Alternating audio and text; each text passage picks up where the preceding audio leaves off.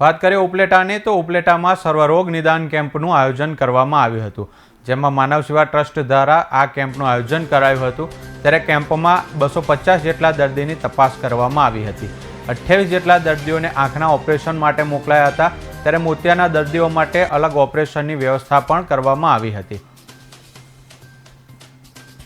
આજના મુખ્ય દાતાશ્રી પ્રભુદાસભાઈ ભલાણી અને એમનો પરિવાર સ્વર્ગવાસ એમના પુત્ર ભાઈ શ્રી હર્ષના આત્માને પ્રભુ શાંતિ આપે માટે આજના મુખ્ય દાતાશ્રી છે।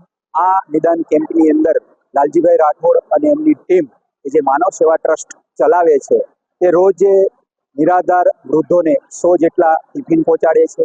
કોટેજ હોસ્પિટલ ઉપલેટાની અંદર જે દર્દીઓ આવે છે તેને પણ વિનામૂલ્યે ટિફિન આપે છે।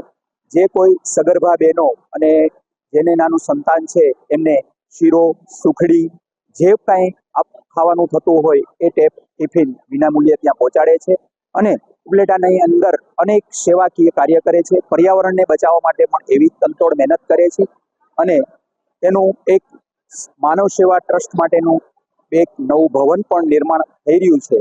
તો આ તકે માનવ સેવા ટ્રસ્ટ અને આજના જે દાતા છે એ બંનેનો ખૂબ ખૂબ આભાર।